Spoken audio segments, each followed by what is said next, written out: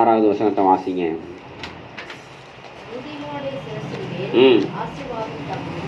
நீதிமானுடைய சிரஸ்ல தான் ஆசீர்வாதம் தங்கும். எல்லாரும் இன்னைக்கு என்ன செய்யறாங்க அப்படின்னா, எங்கேயாவது போன ஆசீர்வாதம் கிடைக்காதான்னு அலைகிறாங்க. என்ன அலைகிறாங்க? போய் தேர் இழுத்தேங்கிறான், போய் மண்ணு சோறு தின்னேங்கிறான், போய் என்னென்னையோ செய்யறாங்கிறான். எதுக்காக? ஆசீர்வாதம் கிடைக்காத. எதுக்காக? ஆனா வேதம் சொல்லுது ஆசீர்வாதம் எங்க தெரியுமா தங்கும்? நீதிமானுடைய சிரசுல தங்கும் ஆசீர்வாதம். ஆசீர்வாதம் எங்க தங்கும்? நீதிமானுடைய சிரசுல தங்கும். இல்லையா? அப்ப நம்மளெல்லாம் இயேசு ரத்தம் சிந்தி என்ன ஆக்கியிருக்கிறாரு? நீதிமான் ஆக்கியிருக்கிறாரு. இயேசு நம்மளை என்ன செஞ்சிருக்கிறாரு? ரத்தம் சிந்தி நீதிமான் ஆக்கியிருக்கிறாரு. ஆண்டவர்கிட்ட சொல்லணும். நீங்க என்ன சொல்லணும்? குழந்தைய பார்க்காதீங்க, அது எப்படித்தான் அழுவும். நீங்க நல்லா சொல்றது மட்டும் கவனமா கேளுங்க. அது அழுது தூங்கிடும், அதை பத்தி நீங்க கவலைப்படாதீங்க. ஆண்டவர் உங்களை பத்தி நீங்க கவலைப்படுங்க. தேவ சமூகத்துல பச்சை பிள்ளைங்களெல்லாம் பத்தி பாருங்க. அவங்க வேதம் சொல்லுது நீதிமானுடைய சிரசுல என்ன தங்குமா? ஆசீர்வாதம் தங்கும். அல்லேலூயா. நீதிமானுடைய சிரசுல ஆசீர்வாதம் தங்கும். அப்ப இயேசு ரத்தம் சிந்தி ஜீவனை கொடுத்து உயிர்த்தெழுந்தது எதற்காக தெரியுமா? உண்மையை என்னையெல்லாம் நீதிமானாக்கிறதுக்காக. ஆமென். இயேசு எதற்காக ரத்த சிந்தி ஜீவனை கொடுத்து உயிர்த்தெழுந்தாரு? நம்மளெல்லாம் நீதிமானாக்கிறதுக்காக. அப்ப நம்மளெல்லாம் நீதிமானா எதற்காக ஆக்கியிருக்கிறார் தெரியுமா? நம்ம சிரசுல ஆசீர்வாதம் தங்கணும். நம்ம சிரசுல என்ன தங்கணும்? ஆசீர்வாதம் தங்கணும். இன்னைக்கு அநேகருடைய வாழ்க்கையில நிம்மதி இல்லை. அநேகருடைய வாழ்க்கையில என்ன இல்லை? நிம்மதி இல்லை. அநேகருடைய வாழ்க்கையில வேதனை. அநேகருடைய வாழ்க்கையில ஏண்டா வாழ்ந்துகிட்டு இருக்கிறோம், ஏண்டா மனுஷனா பிறந்தோம், நாளைக்கு என்ன நடக்கும்னே என்ன செய்ய முடியாது. கடங்காரன் வந்தா எப்படி பதில் சொல்றது?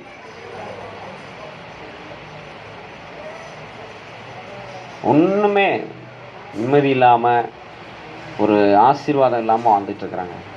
இன்னைக்கு ஆசீர்வாதம் இல்லாமல் வாழ்றவங்க தான் அதிகமாக இருக்கிறாங்க இந்த உலகத்துல. இந்த உலகத்துல ஆசீர்வாதமா வாழ்றவங்க எப்படி இருக்கிறாங்க? ரொம்ப குறைவா இருக்கிறாங்க. ஆசீர்வாதம் இல்லாம ஏனா தானோன்னு வாழ்க்கையை சீரழிச்சுக்கிட்டு, வாழ்க்கையை சீர்கெடுத்துக்கிட்டு, கவலைகளோட கண்ணீரோட பைத்தியமா வாழ்ந்துட்டு இருக்கிறவங்க அங்கே நிறைய பேர் இருக்கிறாங்க.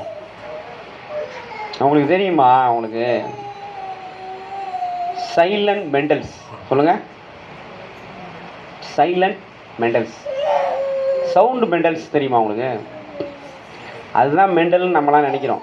எப்படின்னா பார்க்குறவங்களாம் அடிக்கிறது, கத்துறது, எதையா தூக்கி எறிகிறது, சட்டையெல்லாம் கிழிச்சிக்கிறது. இது எப்படின்னா வெளிப்படையாகவே அவங்கள கண்டுபிடிச்சலாம், இவன் பைத்தியண்டா, இவன் மெண்டல் ஆகிட்டான்டா அப்படின்னு. ஆனால் சைலண்ட் மெண்டல்ஸுக்கெல்லாம் எப்படி தெரியுமா இருப்பாங்க? சைலண்ட் மெண்டல்ஸுக்கெல்லாம் அவன் பிரச்சனையை அவனே நினச்சி அவனே என்ன செய்கிறது, அப்படியே இந்த சூம்பி போன கத்திரிக்காய் மாதிரி, சுருங்கி போன சுரக்காய் மாதிரி என்ன செய்கிறது, காஞ்சி தீஞ்சி வெந்து நொந்து புண்ணாகி உள்ளுக்குள்ளே சீல் பிடிச்சி அழுவி என்ன செய்யுது. ஆனால் வெளியே எதுவுமே தெரியாது. வெளியே பார்த்தா நீட்டாக ஒரு நல்ல பேண்ட் ஷர்ட் போட்டு நீட்டாக வராரு அப்படின்னு. ஆனால் உள்ளுக்குள்ளே பார்த்தீங்கன்னா அப்படியே வேதனையை அணைக்கட்டி வச்சுருப்பாங்க. வேதனையை என்ன கட்டி வச்சுருப்பாங்க? அணைக்கட்டி ரணத்தை அப்படியே அணைக்கட்டி வச்சுருப்பாங்க. அவங்களாம் சைலண்ட் மெண்டல்ஸ். அவங்களாம் யார்? Silent Mendel's. சில மெண்டல்ஸுங்கெலாம் என்னென்னா பொங்கினாலும் இவங்களை கட்டி கூத்து அடித்து மண்டையெல்லாம் போட்டு ஒட்டச்சிட்டு புறா அவனை பிடிச்சி கொண்டு போயிட்டு மென்டல் ஆஸ்பத்திரியில் கொண்டு போய் சேர்த்துருங்கடா அப்படின்னு சொல்லி சேர்த்துருவாங்க. அது வெளிப்படையாக தெரியும்.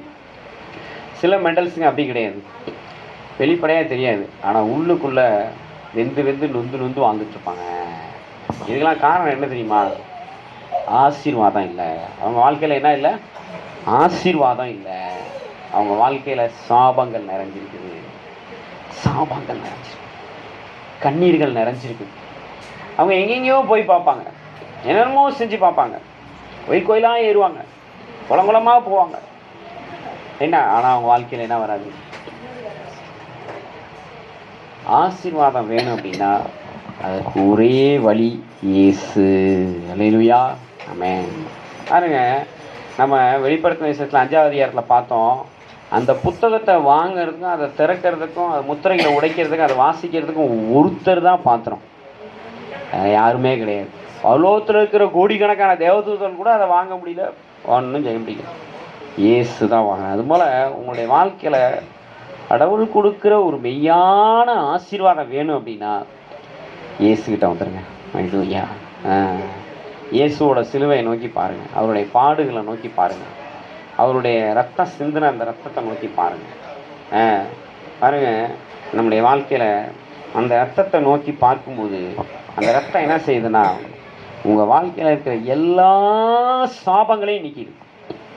கம்ப்ளீட்டாக என்ன செய்யுது? எல்லா சாபங்களையும் வேரோட பிடுங்கி எடுத்துருப்பா. என்ன செய்வாங்க தெரியுமா? கேன்சர் வியாதி உள்ளவங்களுக்கு அந்த ஒரு பயங்கரமான கதிர்வீச்சு மூலமாக என்ன செய்வாங்க? அந்த கேன்சர் கட்டியை கறப்பாங்க. ஏன் தெரியுமா? கேன்சர் கட்டியை வந்து வேரோட பிடுங்கி எடுத்தணும், இல்லைன்னா அது பரவிக்கிட்டே இருக்குமா. அது என்ன செய்யுமா? நம்ம சாபம் அதோட மோசமானது, கேன்சரோட மோசமானது. கேன்சர் ஒரு உயிர்கொல்லி வியாதி. அது எதனால தெரியுமா வருது? சாபத்தினால வருகிறது. தீராத வியாதிகள் யாருடைய வாழ்க்கையிலலாம் சாபம் இருக்குதோ அவங்களுடைய வாழ்க்கையில் தீராத பிரச்சனைகள் இருந்துகிட்டே இருக்கும்.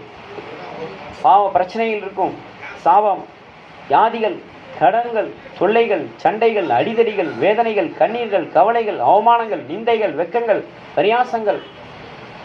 அழகுணிஞ்சு உட்கார்ந்துருக்கணும். கடைசியில் எப்படி உட்கார்ந்துருக்கணும்? ஏண்டா பிறந்தோம். இதெல்லாம் சாபத்தினுடைய விளைவுகள். இதெல்லாம் எதனுடைய விளைவுகள்? அப்போ ஆண்டவர் இன்னைக்கு உங்களை பார்த்து ஒரு ஒரு ஒரு ஒரு அழைப்பு கொடுக்குறாரு. என்ன தெரியுமா?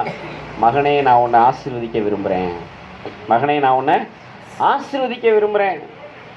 நீ என் கிட்டக்க வா, என் கூட வா, என்ன உன் கூடவே வச்சுக்கோ. ஆண்டவர் அதுதான் முதலாவது. நீங்கள் சுத்திகரிப்பில் நீங்கள்லாம் தாமதமாக வந்தீங்க. மனசாட்சியை குறித்து பேசினார். என்ன மனசாட்சி வேணும்? நல்ல மனசாட்சி வேணும். முதல்ல நம்மளாம் யார் தெரியுமா? நம்மளாம் யாருங்க? கிறிஸ்தவங்க. நம்மளாம் யாரு? கிறிஸ்தவங்க. கிறிஸ்தவங்க கிறிஸ்துவை விட்டுட்டு போனால் நமக்கு என்ன இல்லைன்னு அர்த்தம்? மனசாட்சியே இல்லைன்னு அர்த்தங்க. மனசாட்சி இருந்தால் கிறிஸ்தவனாக இருக்கிற நம்ம கிறிஸ்துவ விட்டுட்டு போவோமா? கொஞ்சம் யோசிச்சு பாருங்க சகோதரனே, கொஞ்சம் யோசிச்சு பாருங்க சகோதரியே, கொஞ்சம் சிந்திச்சு பாருங்க. நம்மளாம் யார் தெரியுமா? கிறிஸ்தவங்க. நம்ம இயேசுவை விட்டுட்டு வேற எங்கே போனாலும் நம்ம வாழ்க்கையில் இருக்கிற சாபங்கள் நீங்காது, பிரச்சனைகள் நீங்காது, போராட்டங்கள் நீங்காது. நம்முடைய வாழ்க்கையில் இருக்க எல்லா பிரச்சனைகளுக்கும் காரணமே நம்ம இயேசுன்றதுனால தான். நீங்கள் இயேசுவை பிடிச்சிக்கோங்க. இயேசு யார் தெரியுமா? இந்த உலகத்தையே ரட்சிக்கிறவர். அப்போ ஒன்றை என்னையும் ரட்சிக்க மாட்டாரா இயேசு? உங்களையும் என்னையும் ஆசீர்வதிக்க மாட்டாரா இயேசு? ரத்தியோகமா இயேசு நம்மெல்லாம் ஆசீர்வாதமாக இருக்கணுங்கிற ஒரே காரணத்துக்காக தான் சிலுவையில் ரத்தம் சிந்தினதே. அவர் சிலுவையில் ரத்தம் சிந்தி மரித்து உயிர் தெழுந்ததே எதுக்காக? நம்மெல்லாம் ஆசீர்வாதமாக இருக்கணுங்கிறதுக்காக தான்.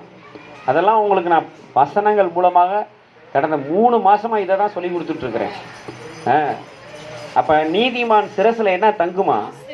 ஆசீர்வாதம் தங்கும். நீ ஆசீர்வாதத்தை தேடி அலையாத. ஆசீர்வாதம் உன் மேலே வந்து தங்குற மாதிரி நீ என்ன மாறணும்? இயேசுகிட்ட வந்து நீதிமானாக மாற வேண்டும். நீ நீதிமானாயிட்ட அப்படின்னா நீ ஆசீர்வாதத்தை தேடி அலைய வேண்டாம், அது உன் சிரசில் தங்கும். அல்லேலூயா.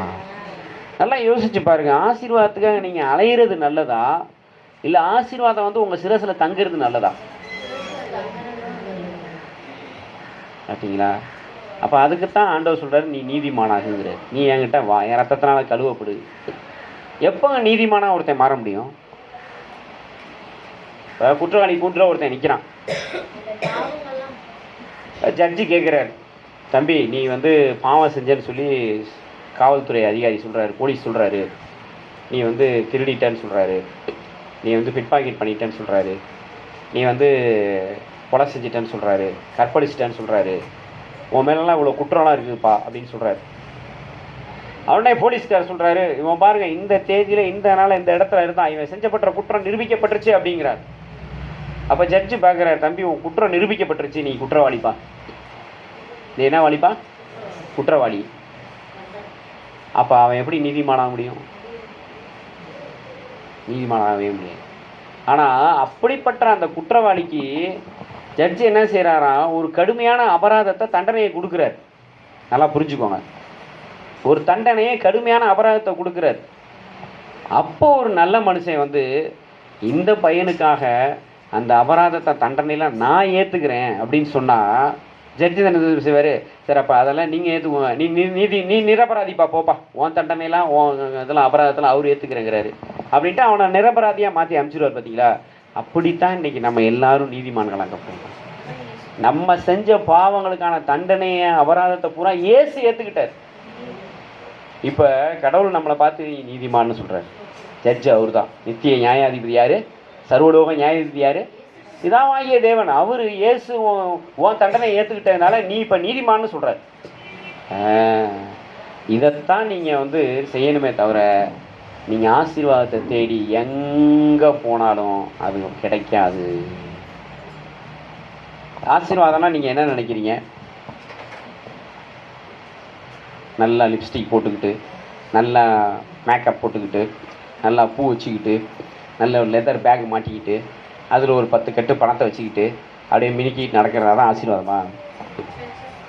அந்த மாதிரி இருக்கிறவங்கள 100 பேரை கூப்பிட்டு நீங்கள் கேளுங்க, அவங்கள்ட்ட நிம்மதி இருக்கான்னு. அவன் எதையாவது திருட்டு சாவனமாக தான் இருப்பான். வெளியே தான் மினுக்குவாங்க, உள்ளுக்குள்ளே என்னது சமாதானம் இருக்காது, சந்தோஷம் இருக்காது. ஏன்டா வாழ்கிறோம், எப்படா சாவலாம், இதுதான் அவன் வாழ்க்கையே. நான் வேணால் உங்களுக்கு தரேன், 100 அட்ரஸ் தரேன். இதே துரசாமிபுரத்தில், இதே சங்கிலியாண்டபுரத்தில் நீங்கள் போய் கேளுங்க. அவங்கெல்லாம் வந்து பார்த்தீங்கன்னா ஏன்டா வாழ்கிறோம் தான் வாழ்ந்துட்டுருக்காங்க. ஆசீர்வாதம் என்ன தெரியுமா?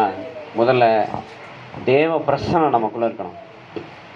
2வது சமாதானம் இருக்கணும், நிம்மதி இருக்கணும். என்ன இருக்கணும்? சந்தோஷம் இருக்கணும், பரிசுத்தம் இருக்கணும். எந்த ஒரு செயல் செஞ்சாலும் அதில் பாவம் இல்லாமல் இருக்கணும். எந்த ஒரு செயல் செஞ்சாலும் அதில் குற்றம் இல்லாமல் இருக்கணும். எந்த ஒரு செயல் செஞ்சாலும் அதில் நேர்மை இருக்கணும், நீதி இருக்கணும், சத்தியம் இருக்கணும். மனசில் எப்படி தெரியுமா இருக்கணும்? எப்போவுமே சந்தோஷமாக இருக்கணும். இல்லையா? இது தாங்க ஆசீர்வாதம். இதுதான் ஆசீர்வாதம். இதுதான் ஆசீர்வாதம். நீ சந்தோஷமாக இருந்து ஒரு துண்டு என்னது வெண்டைக்காய் சாப்பிட்டனா அது உனக்கு வந்து சமாதானமாக இருக்கும்னு கடவுள் சொல்கிறார். நீ சண்டையோடு இருந்து ஒரு 1/2 கிலோ கறி சாப்பிட்டா கூட அது உனக்கு என்ன தான் ஆகும்? அடுத்த நாள் பிச்சுக்கிட்டு தான் போகும், உடம்புல ஒட்டாது. புரியுதா உனக்கு? அப்போ கடவுள் என்ன சொல்கிறாருன்னா, நான் உன் கூட இருக்கிறது தான் உனக்கு ஆசீர்வாதம். நான் கொடுக்குற சந்தோஷம் தான் உனக்கு ஆசீர்வாதம். நான் உனக்கு கொடுக்குற பரிசுத்தம் தான் ஆசீர்வாதம். நான் கொடுக்குற நீதி தான் உனக்கு ஆசீர்வாதம்னு சொல்கிறாரு. அந்த ஆசீர்வாதம் எங்கே தங்கணுமா? சிரசில் தங்கணும். அல்லேலூயா. அப்படியே கண்ண முடியும். ஆண்டவர்கிட்ட ஒரு நிமிஷம் கேளுங்க. அப்படியே, ஆண்டவரே, நீங்கள் கொடுக்குற சந்தோஷம், நீங்கள் கொடுக்குற சந்தோஷம், நீங்கள் கொடுக்குற பரிசுத்தம், நீங்கள் கொடுக்குற பரிசுத்தம், நீங்கள் கொடுக்குற நீதி, நீங்கள் கொடுக்குற சத்தியம் என் மேலே உங்கள் பிரசன்னமாக தங்கட்டும்னு கேளுங்க ஆண்டவர்கிட்ட. உங்கள் பிரசன்னமாக தங்கட்டும் ஆண்டவரே. அல்லேலூயா. கர்த்தருக்கு ஸ்தோத்திரம். ஆண்டவர்கிட்ட இந்த மாதிரி சின்ன சின்ன ஜெபங்கள் செஞ்சீங்கன்னா உங்கள் வாழ்க்கையில் பெரிய பெரிய ஆசீர்வாதம் உண்டாகும். அல்லேலூயா. இப்போ இந்த ஜெபம் செய்கிறதுக்கு எவ்வளோ நேரம் ஆச்சு? 30 அல்லது 45 வினாடி ஆயிருக்கும். இதை நீங்கள் உட்காந்து ஒரு மணி நேரம் செய்யுங்க. உங்கள் வாழ்க்கை என்ன செய்யணும்? பரலோகத்திற்கு எங்கள் பிதாவே அந்த ஜெபத்தை செய்யுங்க. புரியுதா? அதில் இந்த மாதிரியே ஜெபத்தெல்லாம் தயவு செஞ்சு விட்டுடுங்க. அது ஜெபமே கிடையாது. அதெல்லாம் மனுஷங்களாக உண்டு பண்ணது. புரியுதுங்களா? நல்லா இயேசுவே என் கூடவே இருங்க, இயேசுவே என் உள்ளத்தில் வாங்க, இயேசுவே உங்கள் ஆசீர்வாதத்தை என் சிரசில் வைங்க. இதை கேட்கறதுக்கு காசு வேண்டாம், பணம் வேண்டாம், நீ முட்டிலாம் போடணும் அவசியமே கிடையாது. உனக்காக 3 தடவை அவர் மண்டி போட்டு விழுந்துட்டார், ரத்தம் சிந்தி அவர் முட்டிலாம் பேர்ந்துருச்சு. நீ உன் முட்டியெல்லாம் நீ ஒன்றும் பேக்கலாம் வேணாம். மனசார ஆண்டவரே என் ஆசீர்வதின்னு.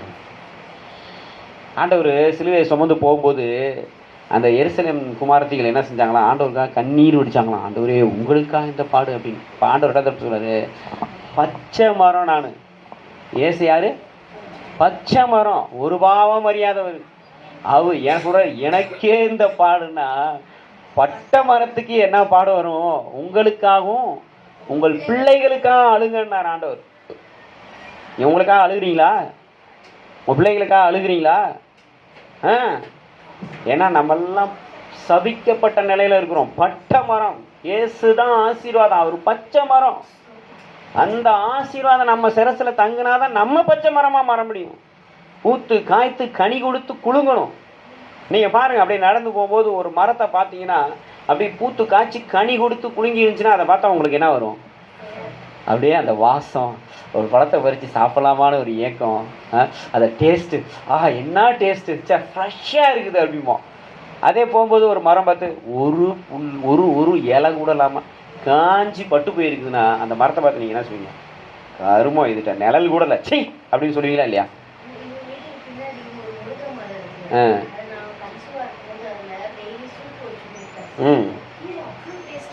பார்த்தீங்களா? அந்த பச்சை மரம் நிழல் கொடுக்கும், பூ கொடுக்கும், காய் கொடுக்கும், கனி கொடுக்கும். அதை பார்த்தாலே நம்ம வாழ்க்கையை என்ன செய்யலாம்? ஒரு வசந்தமாக இருக்கும். பட்டை மரத்தை பார்த்தீங்கன்னு வைங்களேன், ஒரு நிழல் கூட இருக்காது, அதில் ஒரு நிழல் கூட இருக்காது.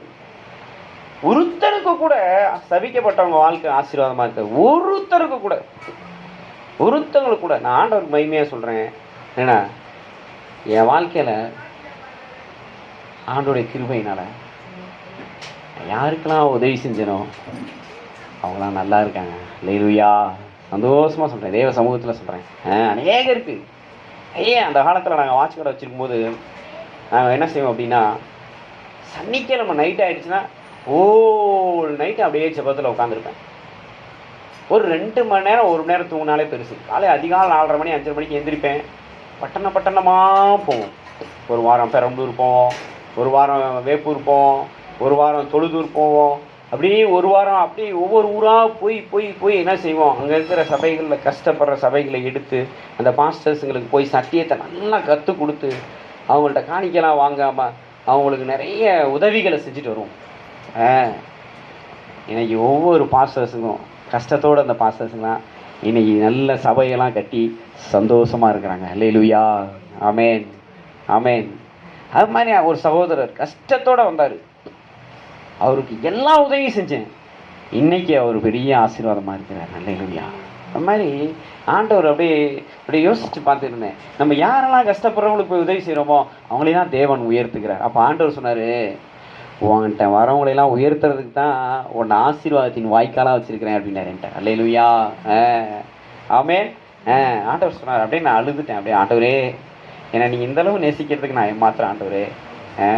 என்கிட்ட வரவங்களெல்லாம் நீங்கள் ஆசீர்வதிப்பேங்கிறீங்க. நிச்சயமாக நீ அந்த காலத்தில் ஓடி போய் நீ எல்லாருக்கும் ஆசீர்வாதமாக இருந்த, இனி நீ உட்கார்ந்துருப்போ, உன்னை தேடி வரவங்களுக்கெல்லாம் நீ ஆசீர்வாதமாக இருப்ப அப்படின்னு சொன்னார் ஆண்டவர். அல்லேலூயா. கர்த்தருக்கு மகிமை உண்டாகட்டும். நேற்று பாருங்கள், உபவாச கூட்டத்தில் ஆவியானவர் அவ்வளோ பிரசன்னமாக எங்களை நடத்தினார், மகிமையாக நடத்தினார். சந்தோஷமாக இருந்துச்சு. நாங்கள் 4 பேர், அந்த அம்மா இருந்தாங்க, இந்த பாப்பா வந்துருந்துச்சு, நாங்கள் எல்லாம் குடும்பமாக, தம்பி கூட கடைசியாக முடியும் போது அந்த அவ்வளோ பிரசன்னம். பாட்டு வேலையிலையும் சரி, செப வேலையிலையும் சரி, கடைசியில் எல்லாருக்கும் தலையில் கை செபிக்கும் போது ஆண்டவருடைய ஆவியானவர் வல்லமையாக இறங்கினார். அல்லேலூயா. பார்த்தீங்களா? அப்போ ஆண்டவர் நம்மள்ட்ட என்ன தெரியுமா எதிர்பார்க்குறாரு? நீ அநேகருக்கு ஆசீர்வாதமாக மாற வேண்டும். அல்லேலூயா.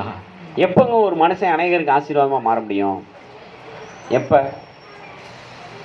எப்போ மாற முடியும்? இயேசு நம்ம கூட இருக்கும்போது தான். அல்லேலூயா. சொல்லுங்களேன், இயேசு என் கூட இருக்கும்போது நான் எல்லாருக்கும் ஆசீர்வாதமாக மாறுவேன். சொல்லுங்க, இயேசு என் கூட இருக்கும்போது நான் எல்லாருக்கும் ஆசீர்வாதமாக மாறுவேன். பார்த்தீங்களா? 5 பேருக்கு நம்மளால சாப்பாடு கொடுக்க முடியுமா? 5 பேருக்கு, 5000 பேருக்கு. இயேசு பாருங்க, அந்த 5 அப்பத்தை 2 மீன் அவர் உடைச்சி ஸ்தோத்திரம் பண்ணி கொடுக்குறாரு. 5000 பேர் புருஷர்கள் மாத்திரம் சாப்பிட்டுருக்குறாங்க. அதில் ஒரு கணக்கு இருக்குது தெரியுமா? புருஷர்கள் 5000 பேர்னா யார் தெரியுமா? மனைவிகள், திருமணமானவங்களுக்கு தான் இஸ்ரவேல் வந்து புருஷர்கள் சொல்லுவாங்க. இப்போ புருஷர்கள் 5000 பேர்னா ஸ்திரீகள் அவங்க கூட வந்தவங்க 5000 பேர், 10000 பேர். அவங்க ஒவ்வொருத்தருக்கும் ஒரு குழந்தைன்னு வச்சா கூட 15000 பேர். யோசிச்சு பாருங்க. நம்ம சொல்கிற கணக்கு ரொம்ப ஷார்ட்டான கணக்கு. ஒரு 25-30,000 பேர் சாப்பிட்ருப்பான், ஆனால் மீதி 12 கூட இருக்க வச்சேன். அல்லேலூயா. இல்லைங்களா? இயேசு நம்ம கூட இருந்தாருன்னா நம்ம மீதி எடுப்போம். ஆமென். நம்முடைய வாழ்க்கையில் வறட்சி வராது, நம்முடைய வாழ்க்கையில் குறைவு வராது, நம்முடைய வாழ்க்கையில் தாழ்ச்சி வராது. நம்ம மீதி தான் எடுப்போம். அப்படின்னா என்ன அர்த்தம் அப்படின்னா, இயேசு உன் கூட இருந்தாதான் உன் வாழ்க்கையில் ஆசீர்வாதத்தினால உன்னுடைய தேவைகளுக்கு மிஞ்சின வருமானங்கள் வரும். அல்லேலூயா. நல்லா புரியுதா உங்களுக்கு? இயேசு உங்கள் கூட இருந்தால் தான் உங்கள் வருமானங்கள் அதிகமாகும். இயேசு உங்கள் கூட இருந்தால் தான் உங்கள் சமாதானம் அதிகமாகும். ஒன்றுமே இல்லைனாலும் எல்லாமே இருக்கும். இயேசு உங்கள் கூட இருந்தாருன்னா பாருங்க, இன்றைக்கு அநேகருடைய வாழ்க்கையில் இயேசு இல்லை. அநேகருடைய வாழ்க்கையில் யார் இல்லை? இயேசு இல்லை. கார் இருக்குது, ஏசி இருக்குது, வீடு இருக்குது, வாசல் இருக்குது, ஆனால் என்ன இல்லை? பரிசுத்தம் இல்லை, நிம்மதி இல்லை, சமாதானம் இல்லை. இன்னைக்கு ஒரு கணக்கு சொல்லுது, அநேகருடைய மனதெல்லாம் எப்படி இருக்குது தெரியுமா? மனசு இறுகி போயிருக்குதான். அநேகருடைய மனசு எப்படி இருக்குதான்? இறுகி போய் அழுத்தம், மன அழுத்தம். இந்த மன அழுத்தம் என்ன தெரியுமா செய்யுது? அநேகரை தற்கொலைக்கு நேராக நடத்தி கொண்டிருக்கிறது. அநேகரை என்ன செய்யுது? தற்கொலைக்கு நேராக நடத்திட்டு இருக்குது. மன அழுத்தம் ஓவராகி தான் அந்த பயமா என்ன செஞ்சிருச்சு? புருஷனையே போட்டுருச்சு. பார்த்தீங்களா?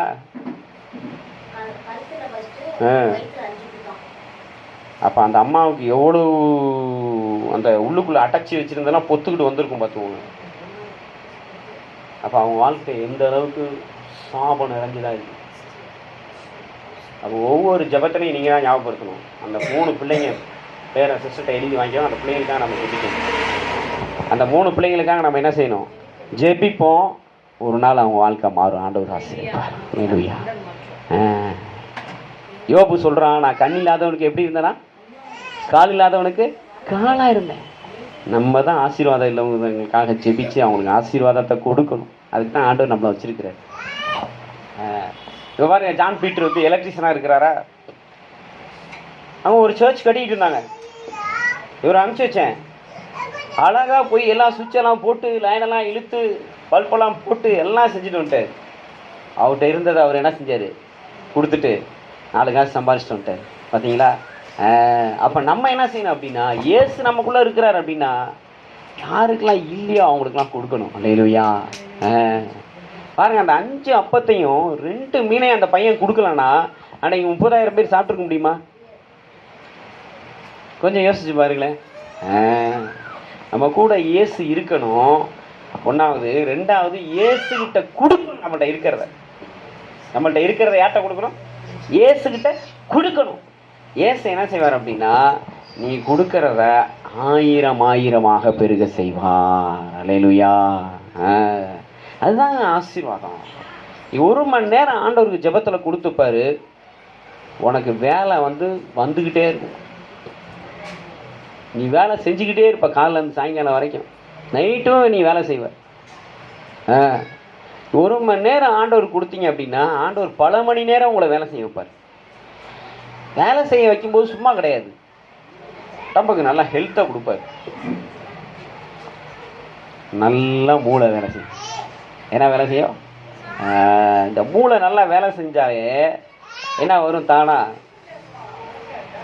வரும். இன்னைக்கு பாருங்க, யூதர்கள்லாம் உலக பணக்காரங்களாம் இருக்காங்க. யூதர்கள்லாம் என்ன இருக்காங்க? உலகத்திலே பெரிய பணக்கார யூதர்கள் தான். ஏன் தெரியுமா? அவங்க வயிற்றுல தான் இயேசு பிறந்தார். அந்த ஒரு காரணத்தினால கடவுள் இன்னும் அவங்களை என்ன செஞ்சுட்டே இருக்கிறாரு? வாழுங்கடான்னு வச்சுக்கிட்டு இருக்கிறாரு. ஏன்னா அவங்களுக்கு என்ன வேலை செய்யுது? எல்லாம் மூளை வேலை செய்யுது. உட்கார்ந்த இடத்துல இருந்தே உலகத்தையே இயக்கிட்டு இருக்கிறான். அவனை கண்டா உலகத்தில் இருக்க பெரிய பெரிய நாட்டுக்காரெல்லாம் அப்படியே டர் ஆயிடுறான். காரணம் என்ன? இங்கே இருக்குது. நீ இங்கே இருந்துச்சுன்னா உன்னை கண்டா உன் ஓனர் பயப்படுவார். இங்கே இல்லைன்னு ஏன் ஆளை பாரு வந்து நிற்கிறான் முன்னால், சும்மா ஒன்றுக்கு லாயில்லாத பையன் அப்படின்னா என்ன சொல்லுவான்? ஆமாம், நம்ம ஒன்று சொன்னால் அவன் ஒன்று செய்கிறான் பாரு, கிறுக்கு பையன். என்ன சொல்லுவான்? நான் அதை போயிட்டு வெட்டிட்டு வாடானா இவன் அதை போய் கட்டிட்டு வரான், கிறுக்கு பையன் அப்படின்னு சொல்லுவாங்கன்னா இல்லையா? அப்போ நமக்கு இங்கே இருந்துச்சுன்னா அவன் சொல்கிற வேலையோட நம்ம நுணுக்கமாக செஞ்சோன்னா அவன் பார்த்து மூலகார பையடா இவனை கொஞ்சம் நம்ம பார்த்து கரெக்டாக வச்சுக்கணும், இவனை விட்டுறக்கூடாது. என்ன செய்வான்? இவனை விட்டோன்னா நமக்கு என்ன ஆகும்? வருமானம் இவனை வச்சு நல்லா சம்பாதிக்கணுன்ட்டு உனக்கு வேலை கொடுத்து உனக்கு சம்பாதிக்கத்தை கொடுப்பான். நீ நல்ல மூலகாரனாக இருக்கணும்னா உன் சிரசில் ஆசீர்வாதம் தங்க வேண்டும். இன்னைக்கு சிரசில் அநேகருக்கு சாபம் இருக்கிறதுனால தான் மூளை வேலை செய்ய மாட்டேங்குது. என்ன வேலை செய்ய மாட்டேங்குது? மூளை வேலை செய்யலனா கூட பரவாயில்ல, அது கெட்டு போய் கிடக்குது. சிலருக்கெல்லாம் மண்டையில் மூளை இருக்கா என்னன்னே தெரியல.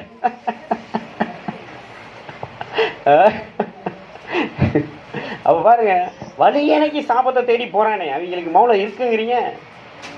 மூளை இருந்தால் வழியணைக்கு சாபத்தை தேடி போவானா? யோசிச்சு பாருங்க. ஆர்டர் பைம் டாக்டர், நான் என்ன சொல்ல வரேன் அப்படின்னா, இந்த வாழ்க்கையில் நீங்கள் கொஞ்ச நாள் வாழ போகிறோம். மிஞ்சி போனால் ஒரு 100 வருஷம். எத்தனை வருஷம்? 100 வருஷம் நம்ம வாழ்ந்துருவோமாங்கிறதே கேள்விக்குறி தான். அப்போ இந்த வாழ்க்கையில் ஆசீர்வாதமாக வாழுங்க, தேவ பிரசன்னத்தோடு வாழுங்க, பரிசுத்தமாக வாழுங்க, சந்தோஷமாக வாழுங்க, சமாதானமாக வாழுங்க. அதுதாங்க ஆசீர்வாதம். நீங்கள் 4 பேருக்கு நிழலாக மாறுங்க. என்னது? 4 பேருக்கு நிழலாக மாறுங்க. 4 பேருக்கு சாப்பாடு தண்ணி வாங்கி கொடுங்க, 4 பேருக்கு துணிமணி எடுத்து கொடுங்க, 4 பேருக்கு கல்யாணம் பண்ணி வைங்க. ஏன் நீங்கள் கல்யாணம் பண்ணிக்க முடியாது? உங்களால் நல்லா காசு பணம் இருந்தால், கடவுளுடைய கிருபை இருந்தால் செய்யலாமே. 4 பேருக்கு வீடு கட்டி கொடுங்க, 4 பேர் பிரசவம் பார்த்து வைங்க. ஏன் செய்ய முடியாதா? உங்கள் தலைமுறைகள் ஆசீர்வாதமாக இருக்கும். இல்லையா? உங்கள் குடும்பங்கள் ஆசீர்வாதமாக இருக்கும். உன் வாழ்க்கையில் எல்லா ஆசீர்வாதமும் உன்னை தேடி வரும்.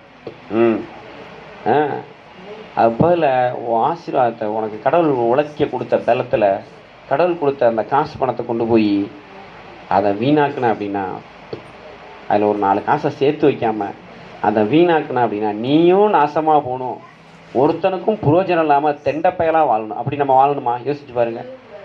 அதெல்லாம் எதுக்கு தான் பிறந்துக்குனே தெரில அப்படின்னு சொல்கிற மாதிரி நம்ம இருக்கணுமா? அதுதான் எனக்கு எல்லாமே அப்படின்னு சொல்கிற மாதிரி இருக்கணுமா?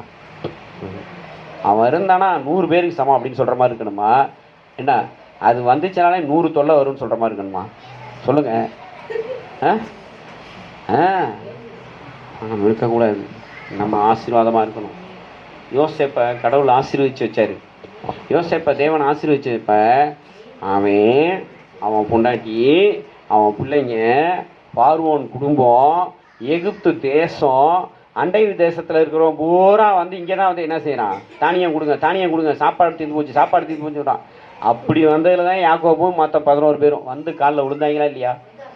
நடக்கும். ஏன்னா ஒரு மனுஷனை தேவன் ஆசீர்வதிச்சாருன்னா அவன் மாத்திரம் இல்லை, அவன் குடும்பம் மாத்திரம் இல்லை, தேசத்துக்கே ஆசீர்வாதமாக மாற்றுவான். அல்லேலூயா. இன்னைக்கு பாருங்க, நம்ம இங்கே சின்ன சபை தான், 4 பேர் தான் இருக்கிறோம். நான் பேசுறதுலாம் உங்களுக்கு புரியுதான்னு எனக்கே தெரியல. ஆனால் யூடியூப்பில் நிறைய பேர் பார்த்துட்ருக்குறாங்க. மெசேஜ் ஆறுதலாக இருக்குது, கமெண்ட்ஸ் போடுறாங்க. ப்ரைஸ் அலாட் கமெண்ட்ஸ் போடுறாங்க. வெரி பிளெஸ்ஸிங்ஸ் கமெண்ட்ஸ் போடுறாங்க. ஏன்? நம்மளை தேவன் தேசங்களுக்கு ஆசீர்வாதமாக வைத்திருக்கிறார். நம்மளை தேவன் எப்படி வச்சிருக்கிறாரு? தேசங்களுக்கு ஆசீர்வாதமாக வச்சிருக்கிறாரு. நாம் பேசுகிற பேச்சு பல பேர் கேட்டுக்கிட்டு இருக்கிறாங்க. அவங்க வாழ்க்கையை மாறுது. அவங்க கண்ணீரை தேவன் துடைக்கிறாரு, அவங்களுக்கு சமாதானத்தை கொடுக்குறாரு, ஆறுதலை கொடுக்குறாரு. ஆண்டவருக்கு மேம்படாது. இங்கே நம்ம 4 பேர் தான் இருக்கிறோம், ஆனால் அநேகர் கேட்டுக்கிட்டு இருக்கிறாங்க. இது வரைக்கும் கிட்டத்தட்ட 5000 பேர்கிட்ட கேட்டுக்கிட்டு இருக்கிறாங்க இந்த மெசேஜை. இன்னும் கேட்பாங்க. ஆண்டவர் கொண்டு போய் வைப்பார். கர்த்தருக்கு மகிமை உண்டாகட்டும். அப்போ நம்முடைய வாழ்க்கை எப்படி இருக்கணும் அப்படின்னா ஆசீர்வாதமாக இருக்கணுங்க. நல்லா புரிஞ்சுக்கோங்க. இன்றைக்கி ஆண்டவர் உங்களோட தெளிவாக பேசியிருக்கிறாரு. எனக்கு ஆசீர்வாதம் வேணும் ஆண்டவரே. கேளுங்க ஆண்டவர்கிட்ட. கேட்கணும். நீங்கள் முதல்ல என்ன செய்யணும் அப்படின்னா விரும்பணும். முதல்ல என்ன செய்யணும்? நீங்கள் ஆசீர்வாதமாக வாழணுங்கிறத நீங்கள் விரும்பினாதான் அது உங்களுக்கு கிடைக்கும். 2வது, நீங்கள் ஆசீர்வாதமாக வாழணுங்கிறது நீங்கள் செபிக்கணும். நீங்கள் ஆசீர்வாதமாக வாழ்கிறதுக்கு நீங்கள் முயற்சி செய்யணும். இந்த 3 காரியங்களை செய்யுங்க. இன்றைக்கி இந்த 3 தீர்மானம் எடுங்க. நீங்கள் என்ன செய்யணும்? ஆசீர்வாதமாக வாழணுங்கிறத நீங்கள் என்ன செய்யணும்? விரும்பணும். இதை செஞ்சால் உருப்படா சிக்கனா போ. என்ன செய்யணும்? காலையில் எழுந்திரிச்சோடனே செல்ஃபோனை பார்த்தா உருப்படா போ. செல்ஃபோனை தொடக்கூடாது. பைபிளை எடுத்து உட்காந்து வாசிங்கன்னா உருப்பிடும். ஆசீர்வாதமாக இருக்கும், சமாதானம் இருக்கும். அந்த நாள் முழுசும் கடவுள் பேசுவார். நீ இன்றைக்கு போ, நான் உன் கூட இருப்பேன் அப்படின்னு. அப்படியே ஒரு பலன் வந்துடும். அப்படியே அன்னைக்கு அப்படியே எந்திரிச்சு போகிற இடத்துல ஆண்டவர் என் கூட இருக்கிறார் வா அப்படின்னு சொல்லிட்டு என்ன ஆகுது? எந்த பிரச்சனை இருந்தாலும் பார்த்துக்கலாம் வா அப்படின்னு போனான்னா பிரச்சனைனா போயிடும். ஐயோ அவன் சொல்லிட்டானே, ஐயோ அவன் வந்தால் என்ன பண்ணுறது அப்படின்னா நீ டரு தான். நீ பயந்தனாலே செத்து தான் போவ. ஏன் பயம் வருது? சாபம். ஆசீர்வாதத்தில் பயம் வராது. ஆடா பார்த்துக்கலாம், அவன் வரவே மாட்டான், போயிடுவான். கர்த்தர் நம்மோடு இருக்கிறார். அல்லேலூயா. காலேஜ் பைபிள் வாசிங்க, ஆசீர்வாதமாக இருக்கிறது. நல்லா செபிங்க, நல்லா உபவாச ஜெபத்துக்கெலாம் வாங்க, தினந்தோறும் வைக்கிற ஜெபத்துக்கு வாங்க, நல்ல பைபிள் ஸ்டடிக்கெலாம் வாங்க. இந்த வாரம் பைபிள் ஸ்டடி எவ்வளோ காரியங்களை ஆண்டவர் சொல்லி கொடுத்தாரு. வசனத்தை எப்படி கையில் வைக்கிறது, வசனத்தை எப்படி மனசில் வைக்கிறது, வசனத்தை எப்படி வாயில் வைக்கிறது. தீர்க்கதரிசிகள்லாம் கடவுளோட எப்படி யதார்த்தமாக சஞ்சரிச்சாங்க, அவங்க வாழ்க்கை எப்படி இருந்துச்சு. அக்கிரமத்திலிருந்து அநேகரை திருப்பினார்கள். அல்லேலூயா. பைபிள் ஸ்டடிக்கெலாம் வரணும். நீங்கள் 7:30 மணிக்கு மேலே தான் ஆரம்பிக்கிறோம். வியாழக்கிழமை நடக்குது. ஏன் வர மாட்டேங்கிறீங்க? அந்த கடவுளுடைய வார்த்தைகளை கேளுங்க. உங்கள் மனசில் நீங்கள் கடவுளுடைய வார்த்தைகளை வைக்க வைக்க வைக்க தான் உங்கள் கடவுள் கொடுக்குற ஆசீர்வாதம் உங்கள் தலையில் உட்காரும். கடவுள் கொடுக்குற ஆசீர்வாதம் உங்கள் தலையில் உட்கார்ந்தாதான் இது வேலை செய்யும். இது வேலை செஞ்சால் தான் இது தானாக வரும். இது தானாக வந்துச்சுன்னா எல்லாம் பார்த்துக்கலாம். ஏன்னா கடவுள் என்ன சொல்கிறாரு? பணம் எல்லாவற்றுக்கும் உதவும். நமக்கு இது மேலே ஆசை வேண்டாம், இதோட உதவி இருந்தால் போதும். நம்ம ஆசையெல்லாம் கடவுள் மேலே தான் இருக்கணும். அல்லேலூயா. நம்ம எல்லாரும் எழும்புவோமா? எழும்பி ஆண்டவரை பார்த்து, ஆண்டவரே என்னை ஆசீர்வதிங்க, ஆண்டவரே கேளுங்க, என்னை ஆசீர்வதிங்க ஆண்டவரே, என்னை ஆசீர்வதிங்க ஆண்டவரே. பாருங்க, யாக்கோபுன்னு ஒருத்தன் இருந்தான். அவன் என்ன செஞ்சானா, அவன் மனைவி பிள்ளைங்க எல்லாத்தையும் மாமனார் வீட்டிலேருந்து கூட்டிகிட்டு வந்தானா. வந்துக்கிட்டு இருக்கும்போது ஒரு இடத்துல ஷெட்டை போட்டு மனைவி பிள்ளைங்கலாம் தூங்க வைப்பான்னு சொல்லிட்டு அவன் போனானா. அப்போ இயேசு வந்தாராங்க. அப்படியே இயேசுவை பார்த்தோன்னே அவன் காலை இறுக்கி பிடிச்சிக்கிட்டான். பிடிச்சிக்கிட்டான். பனி போகுது போகுது போகுது போகுது, என்னை விடுறா, நான் போறேன்டா, நேரம் ஆகுறா அப்படிங்கிறார் இயேசு. அவன் சொல்றான், இல்ல இல்ல, நீங்க என்ன ஆசீர்வதித்தால் போக விடு. ஆண்டவர் மேல அப்படிப்பட்ட ஒரு தாகம் உங்களுக்கு, ஆண்டவர் கொடுக்கிற ஆசீர்வாதத்தின் மேல் அப்படிப்பட்ட ஒரு வாஞ்சை உங்களுக்கு இருக்கும்போது நிச்சயமாக தேவன் நம்மளை ஆசீர்வதிப்பார். அன்னைக்கு யாக்கோப தேவன் இஸ்ரவேலா மாத்தினாரு. இன்னைக்கும் சரி, நாளைக்கும் சரி, என்றைக்கும் சரி, இஸ்ரவேலை அசைக்க ஒரு மயிராலையும் முடியாது. அல்லேலூயா. ஏன்னா இஸ்ரவேலை அசைக்க ஒருத்தனும் பிறக்க முடியாது. அல்லேலூயா. கர்த்தருடைய ஆவியானவர் சொல்லுகிறாரு, நீங்களும் அப்படிப்பட்ட இஸ்ரவேலாக மாற வேண்டும் என்று, நீங்களும் அப்படிப்பட்ட ஆசீர்வாதத்துக்கு பாத்திரமா மாறணும்னு ஆண்டவர் சொல்லுகிறார். ஆண்டவரை நோக்கி, ஆண்டவரே என்னை இஸ்ரவேலா மாத்துங்கன்னு கேளுங்களேன், என்னை இஸ்ரவேலா ஆசீர்வதிங்கன்னு கேளுங்க.